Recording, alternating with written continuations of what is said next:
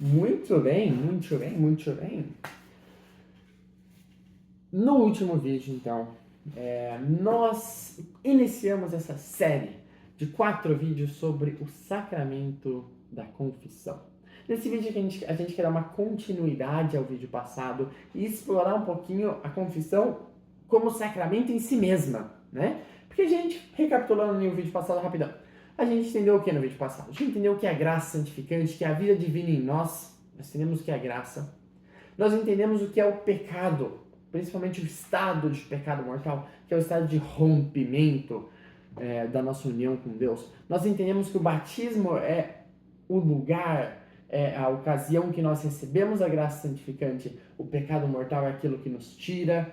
E nós começamos a ver que a confissão é aquilo que nos restitui a graça que foi uma vez perdida, né? Então nós tínhamos a graça pelo batismo, nós perdemos pelo pecado mortal, e daí que a confissão entra em jogo como um meio de restituição dessa graça, um grande presente da misericórdia de Deus. Isso é aula não, foi o vídeo passado, né? Agora, para hoje, gostaria de falar mais da confissão como sacramento, né? E a primeira pergunta que surge deve ser o que é um sacramento, ora bolas? Se a gente vai falar do sacramento da confissão, a gente deve saber o que é um sacramento, né? O Catecismo da Igreja Católica, que é muito bom em definições, vai falar, definição clássica, que o sacramento é um sinal eficaz da graça. E você vira para mim e fala, eu não entendi nada, né? Mas é basicamente o seguinte, termo complicado, mas é muito complicado. Sinal eficaz da graça. Todo sacramento é ligado a uma graça particular, tá bom? Todo sacramento, uma graça particular. O sacramento da unção dos enfermos, por exemplo, é ligado à graça particular de cura corporal e também espiritual. O sacramento da confissão, que é o que a gente está explorando, é a graça do perdão, por exemplo, né? Então, todo sacramento é ligado a uma graça particular. Essa graça, indo de trás para frente, sinal eficaz da graça. Essa graça é eficaz. O que significa isso? Significa que, tendo as disposições exigidas, tendo aquilo que se necessita para ter o sacramento, ele é eficaz, ele funciona. Funciona. O que necessita para ter a confissão? Né? Vamos explorar um pouquinho isso. O que faz a confissão? Quais são as condições do sacramento da confissão? Todo sacramento necessita de matéria, forma e ministro. Matéria é aquilo que você precisa trazer para o sacramento ser realizado. Por exemplo, na Eucaristia, a matéria é o pão e o vinho, né? Que é você traz aquilo que você traz. E ele vai se transformar em corpo e sangue de Cristo. Na confissão, por exemplo, a matéria é o pecado arrependido.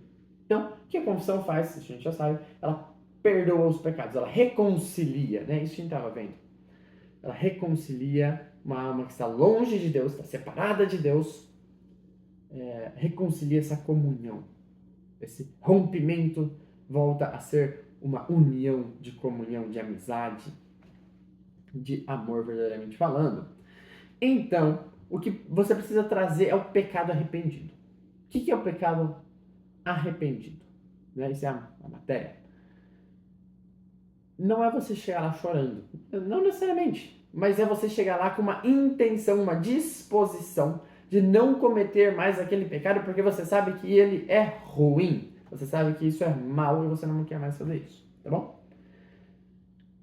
Qual é a forma do sacramento, da confissão, por exemplo? A forma é a palavra ou a ação que confere o sacramento. No caso da confissão, é a absolvição dos pecados. Então, se você for confessar, e o padre vai lá para você e falar, viu, meu filho, tá perdoado, fica tranquilo, vai em paz. E ele só fala isso. Você foi perdoado? Negativo. Não foi perdoado. É o mesmo jeito que se algum padre for batizar uma criança, ele falar, eu te batizo em nome do Criador, do Salvador, do Santificador, em vez de Pai, Filho e Espírito Santo, não vai ser perdoado, não vai ser batizado, porque precisa da forma. A forma precisa ser precisa, exata, aquelas palavras. Porque é assim que Jesus instituiu. Pois bem, a forma do sacramento da confissão são as palavras de absolvição que o padre vai dizer. Eu te absolvo dos teus pecados, e assim por diante. E qual é o ministro? Por fim, é o padre. Tá bom? Beleza. Então, a graça do perdão, eficaz, ela vai ser eficaz se tiver as condições necessárias. Mas não é só uma graça eficaz, é um sinal eficaz da graça. O que é um sinal? Né? Por que ele é um sinal? Um sinal porque ele é visível. Todo sacramento ele é visível de alguma forma. Seja pelas palavras que nós ouvimos, ou seja por algo palpável mesmo, como a Eucaristia, né? Na hóstia mesmo. Então é algo palpável, é algo visível, é um sinal, isso significa isso. Eficaz, funciona. Não depende de você, depende de Cristo, funciona. E ele confere, ele dá uma graça. O catecismo continua, por meio dos quais nos é concedida a vida divina. Então nós vamos aumentando a nossa participação, né, na vida divina. Então, é basicamente isso que é um sacramento. Entrando no sacramento da confissão, nós vemos que a graça que nós estamos recebendo lá é o perdão. Né? Por meio das palavras de absolvição conferidas por um padre. Beleza. Nos pecados arrependidos, né? Nós somos perdoados dos pecados arrependidos. Entendeu? Fez sentido? Maravilha, né? Maravilha. Agora, o pecado, a pergunta que pode surgir, por exemplo, é se a confissão, ela está lá para reconciliar, foi o que eu falei anteriormente, né? E se meu relacionamento com Deus só estiver ferido, por exemplo, pecado venial, mas ele não estiver rompido, a confissão, claro, também vai perdoar esses ferimentos. Vai perdoar os pecados veniais, é isso que eu quero dizer. Porém, na confissão você não tem obrigação de confessar os pecados veniais. Você tem uma obrigação de confessar aquilo que está te impedindo de ter comunhão com Deus. Né? Que são os pecados mortais. Beleza? Agora, eu gostaria de apresentar 3 das principais tentações que o diabo costuma pôr na cabeça das pessoas sobre a confissão. Eu não tirei isso da minha cabeça. Eu vi num canal americano católico que eu gosto muito, chamado Gabe After Hours, e ele estava apresentando 3 dessas grandes tentações que habitam a mente de vários católicos. E a primeira eu acabei de citá-la um pouco. Eu disse que não é obrigatório você confessar os pecados veniais. De fato, não é obrigatório, né? É obrigatório se confessar... Primeiramente, é obrigatório todo católico confessar ao menos uma vez por ano. Esse é o mínimo. Uma vez por ano no mínimo. Ou quando você tem pecados mortais. Então você tem que correr numa confissão. Porém, você não é obrigado a confessar pecados veniais. E o diabo toma proveito disso. Porque a igreja, todos os santos, se for ver, vai dar uma recomendação. Vão dar uma recomendação. Confesse-se frequentemente. Não é porque não é obrigatório que não é bom. Porque lembra que eu falei? A confissão ela dá uma graça pra gente. Além dela fortalecer a nossa vontade, fortalecer nosso espírito de conversão, além dela fortalecer essa compulsão do coração, ela dá uma graça. E você está sendo perdoado dos seus pecados veniais também. Confessa-se com frequência. Muitas vezes você vai pensar, eu não tenho pecado mortal, eu não preciso me confessar, né? E aí você vai ver, quando você pensa isso, você vai ver os exemplos dos santos, né? Você vai ver um Papa João Paulo II, Papa que se confessava 2 vezes por semana, né? Um Papa 2 vezes por semana. Não porque ele estava lá matando um monte de gente, roubando banco. Não. Porque ele sabia que existia algo precioso lá. Existia algo precioso. Mesmo que você não esteja em pecado mortal. Essa é a primeira tentação. A tentação não é se confessar. Eu digo, e a igreja e os santos dizem, vá se confessar. É uma fonte de graça gigante, né? É a confissão frequente. Nossa Senhora, inclusive, pede confissão reparadora. Pede confissão mesmo sem essa necessidade estrita. A segunda tentação do diabo é o medo do julgamento do padre. Muita gente tem medo de que o padre vai julgar, de que o padre vai achar e vai olhar estranho para mim depois. E o padre vai pensar que eu, na verdade, sou um safado ou qualquer coisa assim.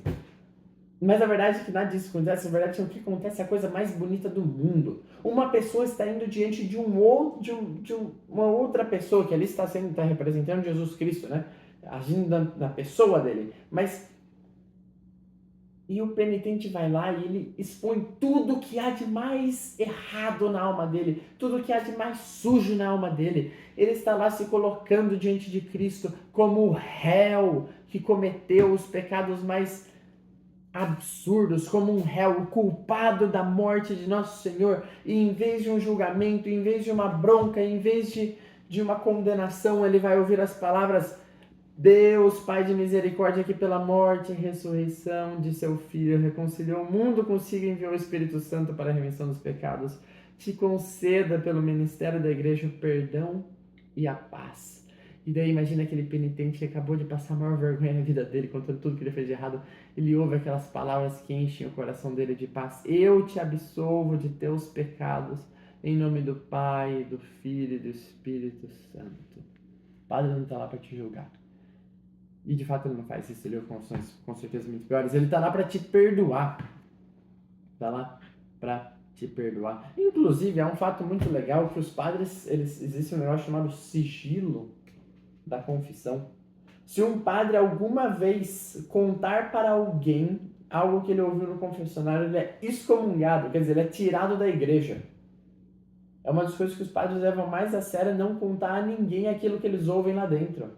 Ou seja, se eu matar uma pessoa, eu matei uma pessoa, e eu vou lá e me confesso pro padre.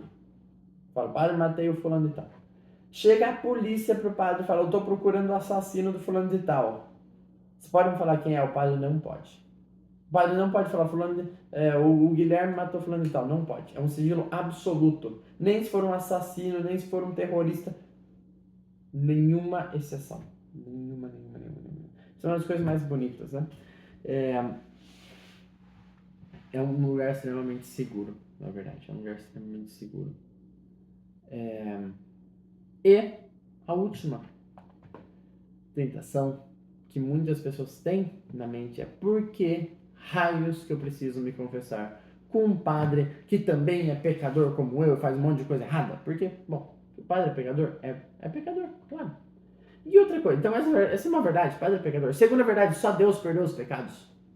Então por que eu tenho que contar meus pecados pro padre? Né? A resposta é: porque Jesus quis assim. Jesus quis assim. Porque, claro, ele via que isso é o melhor modo, é o modo mais perfeito possível, no nível psicológico, no nível espiritual, no nível de consciência, tudo mais, enfim. Mas porque ele quis. Se ele quisesse de um outro modo, seria de um outro modo, mas Jesus quis que nós confessássemos para um padre. E ele mesmo disse isso.